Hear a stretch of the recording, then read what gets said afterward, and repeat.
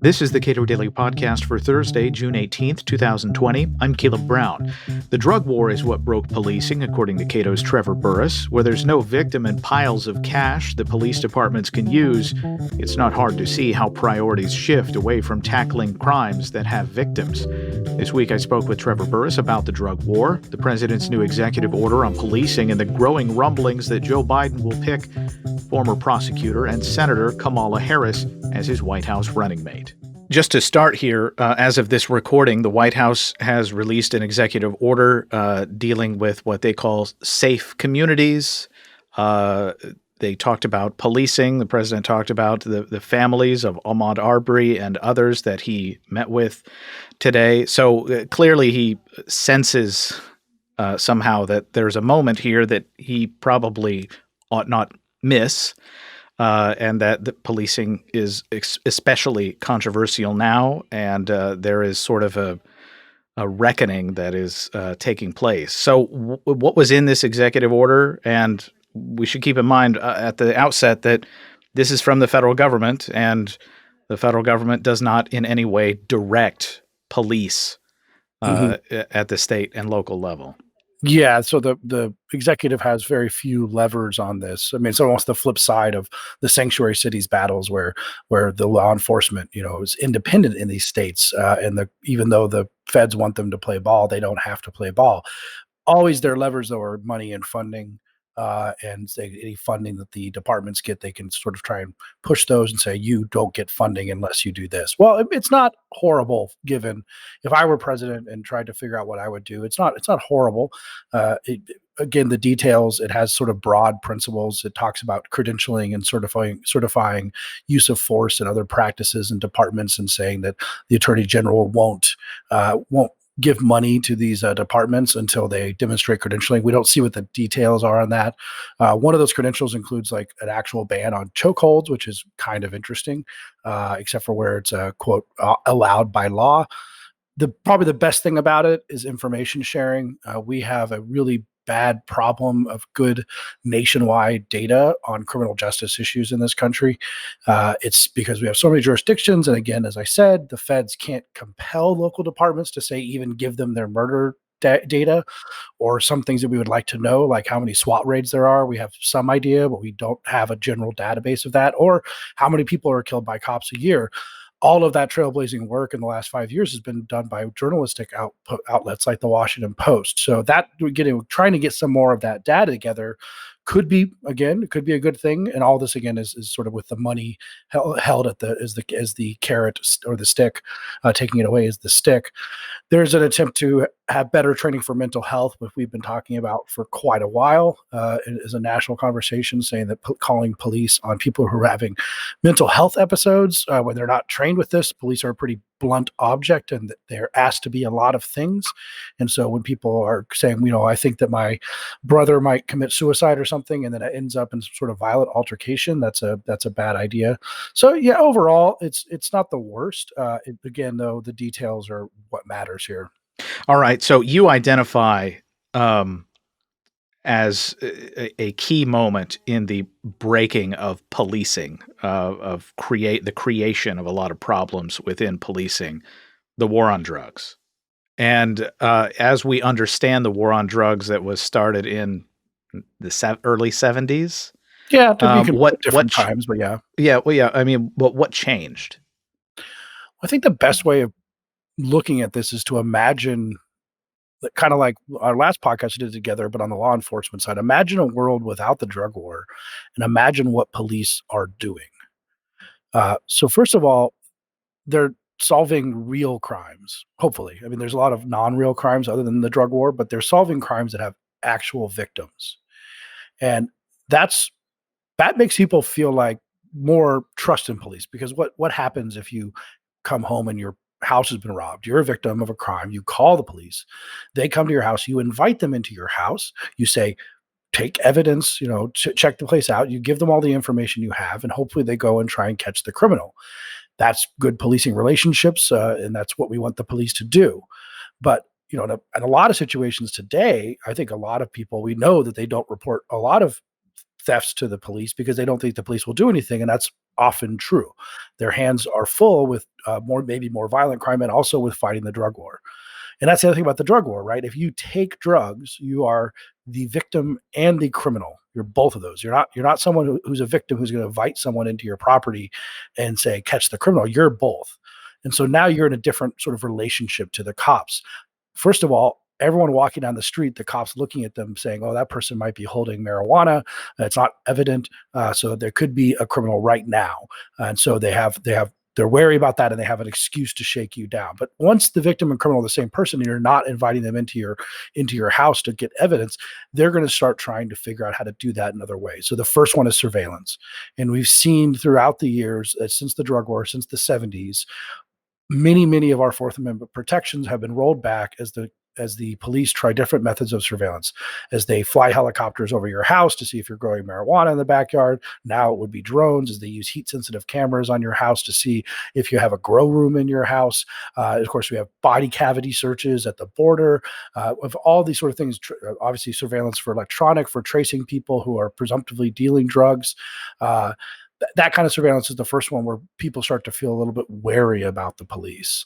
And again, now we have a different fact in this too. I talked about where their resources are going because of the existence of civil forfeiture, which we've talked about a bunch on this show, and at Cato we write about all the time, wherein the police can share in the profits that they take from ill-gotten gains. That's criminal forfeiture, or just say, I believe that the money in your car is from marijuana, I'm going to take it.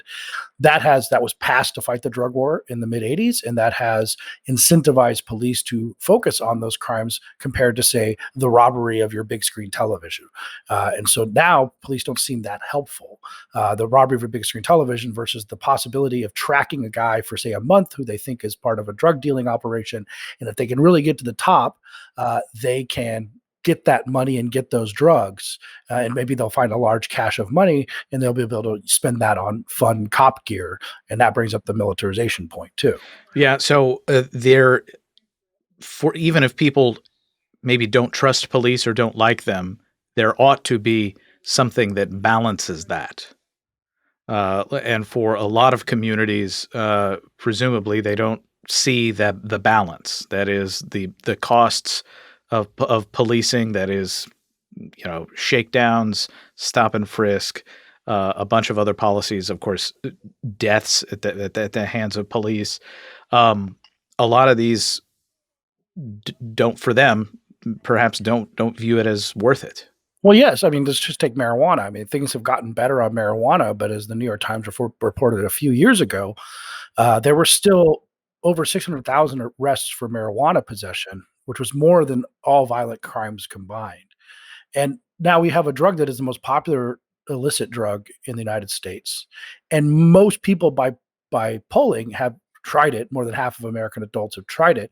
And if you ask them if they think it should be legal, or if there's anything wrong with marijuana use, that gets better and better. I haven't seen one this year, but the trend line keeps going up.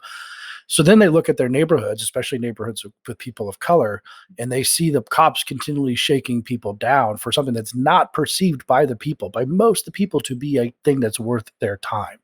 And they can make it up too. I mean, I think most cops are good cops, but I think it's extremely easy for a cop to say, I smell marijuana smoke.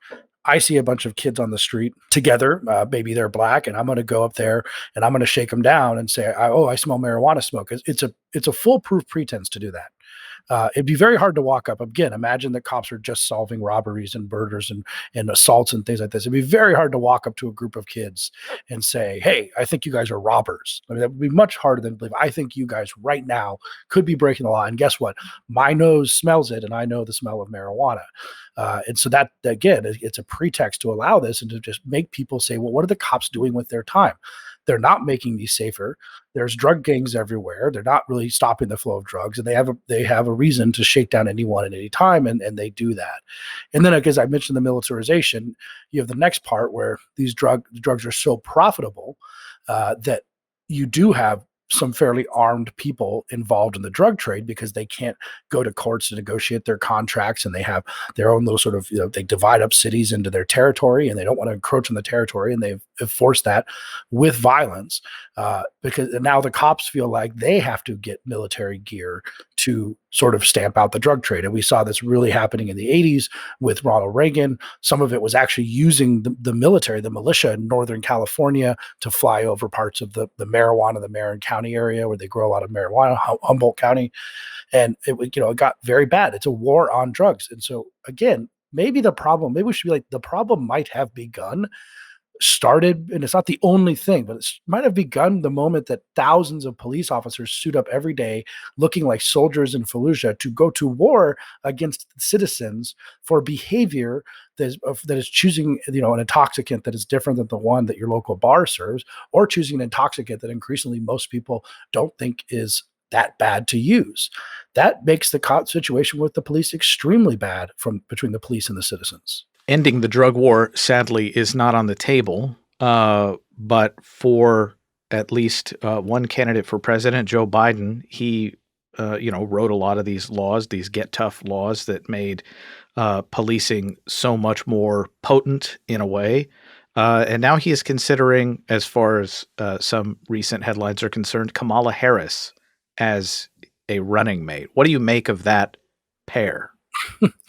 It is a little bit fascinating that Kamala Harris, if you are, not totally tone deaf, I mean, she is a person of color, so I'm sure that's a massive reason for why she seems to be the front runner. But as a former prosecutor, and so is Amy Klobuchar, but they have, it's hard to defend in this climate where people are being thrown under the bus for doing their jobs, even if they did their jobs, prosecutors did their jobs well.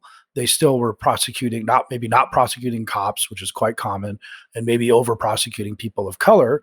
And so it's very odd that Kamala Harris has so many opportunities for the Trump campaign to sort of poke those and poke the ire that currently is happening about the criminal justice system, that he would choose Kamala Harris. I find it to be very strange. And either Kamala Harris or Amy Klobuchar.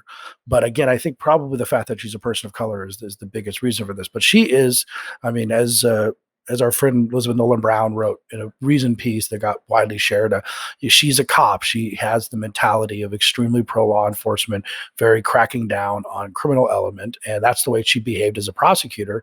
And she'll disavow that. But deep down, and so will Joe Biden, but deep down, I wouldn't believe either of them. Yeah, and it's very strange that for all of Donald Trump's problems, they are many, on paper, he's better on a lot of this stuff than they are. And of course, they've been in politics a lot longer, but in terms of criminal justice reform broadly, he's got accomplishments. Yes, I mean, he has the first step back, and I think the biggest factor in that, though, is what you pointed out, Caleb, that he wasn't involved in politics, say, between 86 and 94, when a lot of these laws were passed, and they had broad backing, because at that time, the perception was that the way our crime rate was going, we were going to end up, especially like, say, New York City was going to end up like Escape from New York. We were going to have a place where eventually we would have to wall off the entire thing and turn it into a prison. And that was fearful for a New Yorker like Donald Trump. I have little doubt that actually he was probably bad on criminal justice at the time. I don't know. I haven't gone back and looked. But given the nature at that time, the push for stricter criminal penalties on a variety of things was somewhat similar. It wasn't as quite a movement as what we're seeing now, but it was a very similar, where we passed all of these laws to deal with drugs, to raise the crack cocaine sentencing disparity, to pass things like the Gun-Free School Zone Act, career criminal acts, all of these things. That's when California passed its 3-strike law, which still seems impossible to get off the books, even in that very liberal state. So it was a very, very, very time of harsh on criminals is a good thing. And so I do blame Joe Biden for that. He was for pretty much all of those. But everyone I think was basically for those, except for maybe Ron Paul.